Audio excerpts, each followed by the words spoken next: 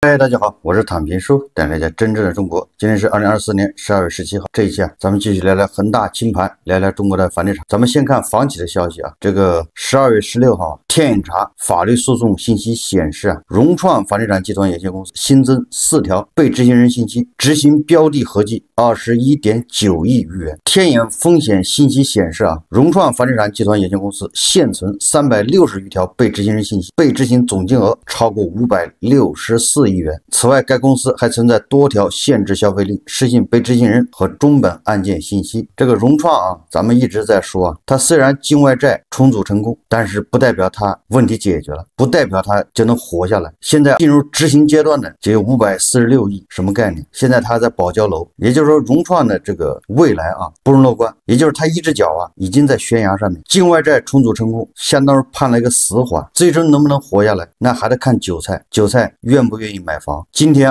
这个胡适对最近一系列的这些政策和给出来的数据用脚做出了选择，因为资本市场是最敏感，对吧？无论你吹成什么样，你说的多好，这些金融消费者他不信呢。你看今天房地产板块遭到重挫，多家房地产股票跌停，什么世荣兆业、大悦城、华丽家族，这是 A 股的然后华远地产、新华联、金城投开、大龙地产，这些都是暴跌。这万科马上也要到8块以下了，就是你怎么吹，对吧？你发什么利好消息都没用，救不了。小作文救这些房企，现在已经大家疲劳了，不再相信，对吧？什么地方政府通过国企去收储，什么原拆原建，什么货币化安置、旧城改造、棚户区改造、扩大试点，韭菜已经免疫了，脱敏。昨天统计局公布的数字大家也看了，除了北京、上海这一线城市勉强说还可以，其他地方都只是下降的速度减，是不是在酝酿着新的一轮暴跌？谁又知道呢？北京、上海那也是因为它政策还没有出完，它还在限购，所以它稳住，但是能稳多长时间，这都要打个问号。通过这个10月、11月，楼市成交比较活跃，实际上它提前透支了12月、1月、2月成交。如果接下来没有后续的政策跟进，那么1月、2月、3月这个成交就非常清淡，很有可能导致新的一轮下跌，诱发新的一轮下跌。今天这个同花顺财经报道说，据上海统计局消息，1到11月，上海市实现社会消费品零售总额16369.85亿元，比去年同期下降 3.1%。分行业看，1到11月，批发和零售业实现零售额15065亿元，同比下降 3%。住宿和餐饮业实现零售额1304亿元，下降 5.3%。这都是同比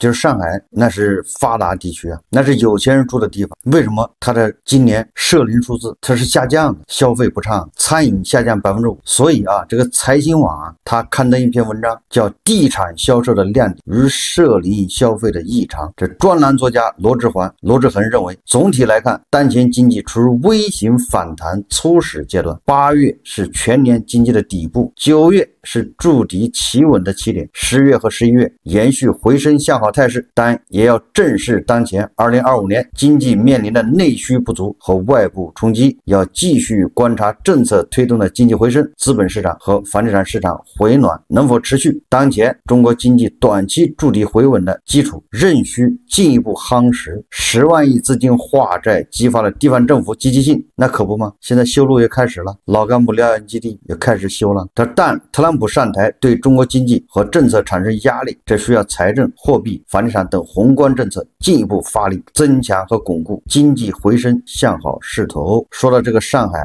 一边是3000万、5000万一套的豪宅日光，这个新闻非常多吧？那项目一推出来，一天就卖完200亿。一边是社会销售品零售总额同比下降，餐饮业、住宿业下降 5%， 这就是矛盾了。这个恐怕是大家都不愿意看到的。你豪宅卖得多有什么用呢？只是把上海的这个新房的价格打上去了，均价实际上上海郊区的房价是在跌的，但是就是因为这些豪宅卖得多，所以新房的价格显得还在涨，已经涨了1年了。但是上海人的消费又在下降，实际上这就说明上海居然出现了富的人越来越富，穷人越来越多的人从中产滑落向低收入群体，中产这个阶层在消失。这个现象在北京也非常突，这个就是咱们经常说北京的，你看宝马5S店、奥迪4S店纷纷倒闭对吧？这个个奔驰、宝马、奥迪那是中产的标配啊，他们的没钱去维修，也不愿意去买车，那当然导致这些 4S 店关门啊。北京那是上海，那是一线大城市啊，消费的不足啊，跟不上了。你这个时候还说房价要涨，往哪儿涨？涨了谁去接盘？中产的没了，谁去接盘？指着这个低收入人去接盘。我们再看看啊，这个广东广播电视台报道啊，说深圳再现1000人抢房子，深圳368套房开盘3.5小时卖光，年末的深圳楼市依然火热。记者从深圳市房地产行业协会获悉，上周六，也就14号，位于深圳龙华区中建鹏正云筑开盘，推出368套房，迎来1587批客户抢购，房源和认购套数比例达1比4.3，项目开盘3.5小时售罄，成为深圳今年第5个929楼市新政后第4个日关盘。据了解，楼盘折后均价约为5.3万元每平米，折后总价为400万元起。此楼盘除非生户无需社保即可购买的限购政策松绑区，也就是这个地方不限购，300多套房子一推出就被抢光了。大家看视频啊。記者從深圳房地產行業協會了解到，上個星期六，位於深圳龍華區嘅中建鵬城雲築開盤，推出368套房，迎嚟咗1587批客戶搶購，房源同認購套數嘅比例達到1比4.3，項目開盤3.5小時就已經售罄。據了解，樓盤折後均價係每平方米53000蚊，折後總價係400萬起。应该是深圳的第5个日光盘，同时也是深圳在今年来日光盘里面当天套数销售最多的一个项目。我们这个项目所在这个片区的话，周边的这个商业呀、地铁呀、公园啊还是比较多的。对于刚需的购房者来说，它这个生活便利性还是比较好。我们的这个项目的功能性呢和实用性呢更加具有吸引力。面对的主要是这个有刚需的这些家庭。政策出来的第一时间呢，项目呢进行了这个优化与设计。优化与设计之后呢，我们的这个阳台、卫浴，包括我们的飘窗呢，对于这个廣大群眾呢，更具有這個吸引力。據了解，呢個樓盤係處於非新戶無需社保即可購買嘅限購政策鬆綁區。有消費者話，最近各項樓市政策嘅落地，俾佢哋足夠嘅信心去入市。我在前面2年的话也一直都有在考虑购房，然后呢，目前来看的话，像我们这种首套的话，我是首套的话，首付只要15%，而且的话贷款利率的话，目前只要3.15%的一个利率。那么从首付比例和这样的一个贷款利率上面来说的话，应该这样的一个数值的话是近几年深圳历史最低的一个数值。所以说，对于我们购房者来说的话，它的一个购房成本也是有所降低的。有一些外地的客户对这个项目还是比较青睐经过我们昨天对这个成交數據的這個統計，我們大概有26%的這個客戶其實就是非深圳戶口。據統計，11月深圳全市一手住宅網簽8076套，環比上升94.5%，新房住宅網簽套數係近46個月最高。截至12月12號，今個月深圳全市一手住宅累計成交2540套，認購2116套。喺929樓市新政之後，深圳新房同二手房市場一直呈現比較火熱嘅態勢。深圳现在的新房整体的建设上，它的这个整体的会有更大户型的这种建造。除此以外，在整体的这个房间的使用率方面会进一步提升，公摊面积进一步缩小。那其实给到这个客户买房的时候，更好的这种居住体验。廣東台記者黎允哲深圳報道。人感覺深圳的樓市還很火熱。今天還有一條新聞也很值得關注。12月17號，阿里巴巴發布公告稱，同意將銀泰100%股權向由雅戈爾集團和銀泰管理團隊成員組成的購買方財團出售。阿里巴巴預計因出售銀泰而錄得虧損逾人民幣93億元。同日，銀泰集團官微發布聲明稱，銀泰集團已於2017年將銀泰百貨出售給阿里巴巴集團，銀泰百貨現為阿里巴巴集團旗下公司，與銀泰集團無直接關聯。這個消息說明什麼呢？首先說明這個阿里巴巴，當然你從好的方面說它是要回歸主業，聚焦主業。因為銀泰百貨它是線下商場，當年這個阿里巴巴收購銀泰百貨本身就莫名其妙，阿里巴巴收的零售叫新零售什麼大潤發吧，还有好多啊，都不了了之啊，从线上换线下来，现在终于痛定思痛啊，亏93亿，把这个银泰百货给它扔掉了。你可以说它是聚焦主业，回归主业，实际上也说明了阿里巴巴已经积重难返，就是说前方的路越来越困难，要不然它不会卖资产93亿卖。阿里巴巴现在肯定是遇到困难，对吧？这个双11还提吗？你看双11还有战报吗？都没有了，也不再大张旗鼓，这消费熄火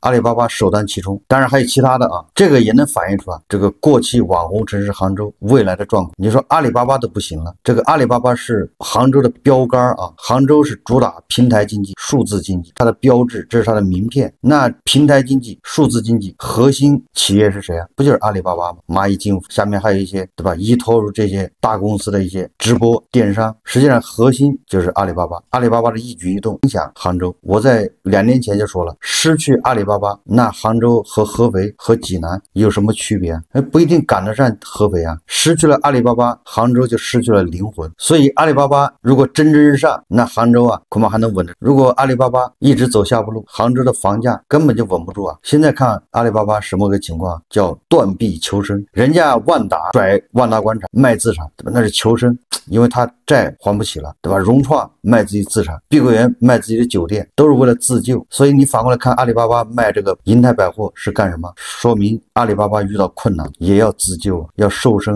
这就是信号。所以还在炒房的要高度警惕我们再看看这个楼市，对吧？香港的楼市可以给我们参考借鉴中原城市领先指数最新报 137.59， 按周回落 0.57%， 指数仍然处于2016年9月底以来低位，也就是说8年前的低位。4区楼价当中，只有新界东录得升幅，按周升 0.31%， 其余3区楼价下跌，以港岛跌幅较大，达到 1.55%。 编制指数的机构表示，受新盘销售减慢、中美关系未明朗、股市波动等因素影响，二手楼房成交清淡，拉锯局面未变，楼价继续反复，指数短期未见上升动力。香港楼市后市展望目前分歧，有人认为新房供应量仍然较大，明年预计价格下调不，也有人认为降息周期下，香港房价明年将见底回稳，甚至略有反弹。这最乐观的就认为明年香港的房价要稳住，悲观的认为明年还要下降 5%。 香港楼市现在已经回到2016年，还要下降 5%， 什么概念，对吧？香港楼市这个走势对这个内地的楼市有一定的示范效应。那内地的楼市现在处在什么一个水平呢？这个经济学家管清友他在接受采访的时候表示，一线城市的房价已回落至2015、2016年水平，跟香港一样香港是2016年9月的水平，那咱们这边呢，一线城市2015、2016年的水平，目前处于阶段性企稳，但是受未来人口结构变化的影响，很难维持现在的水平，仍会继续下跌，大概要回落到2013年的水平。根据中原数据官网最新的住宅价格指数，它统计的北京最高点为 437.4， 当前是 309.4， 累计跌幅 29.3%， 跟它最高点跌了将近 30%， 这是北京相当于2016年8月份的水平。上海最高点为 385.8， 当前 271.5， 累计跌幅 29.6%， 跌回2016年3月份水平。广州最高点为 511.5， 当前是 361.2， 累计跌幅 29.4%， 跌回至2017年4月份水平。深圳最高点为 171.5， 当前 350.8， 累计跌幅 39%， 跌回2016年7月份水平。北上广深一线城市都是跌到2016年水平，香港也是，你看看还挺同步的。所以这个香港楼市走势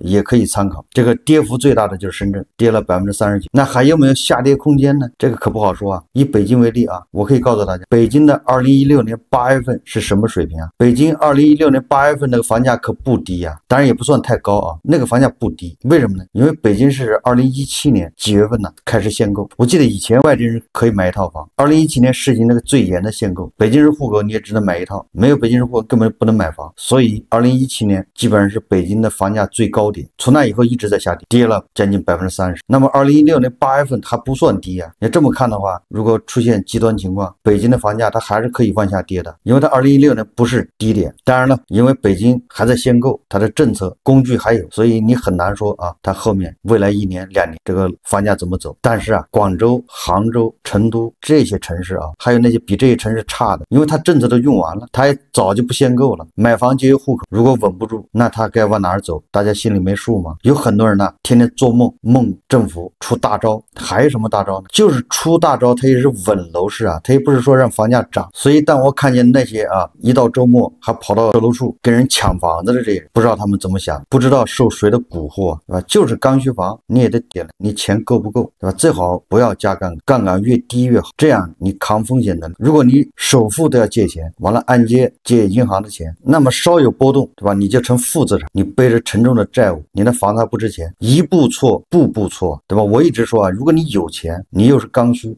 你不买房不行，孩子上学或者要结婚，对吧？恰恰你又有钱，那你可以买，剩下的都应该忍。这个时候还炒房的，那是最不可取的。现在炒房就好比恒大暴雷的时候啊，还有人拿着钱去理财，是一个道理，对吧？这个国家出了这么多政策，都是稳楼市，从来没有说要炒楼市，要炒房。而且稳楼市你也可以理解成它是稳成交，不是只稳价格，成交量有了，流动性有了，哎，这楼市就稳住了。只是说这个房价在下跌，下跌不要缓跌，这也叫稳。所以你不能想当然的理解稳楼市啊，就是房价不跌了，这不一定啊。如果说政府的目的是不让房价跌，把保房价放第一位，稳房价放第一位，那很简单的，不让你成交就完了。没有成交，那房价当然稳的，你跟现在的啊县城是一样的。很多人说我们县城这房价稳得很，7、8千一平米，稳如泰山，稳如老狗。那很简单，因为它没有成交嘛，没人买，没人卖，是冻结状态，那房价是很稳，对吧？如果要稳房价，你出台一个政策，马上就稳住了，但是成交就没有了，成交一没有，现金流就没了，这房企都要暴雷。所以说啊，政府一定是要稳成交，不是稳价格，要让这个房子流动起来，这样房企不至于暴雷，这样银行不至于坏账太多啊，这样才能保交楼啊。所以千万不要误以为稳楼市就是稳房价，这两概念。只要成交量上去了，成交量稳住了，房价跌也无所谓啊。因为咱们在这个9月份之前，二手房一直是以价换量，也挺好的。这二手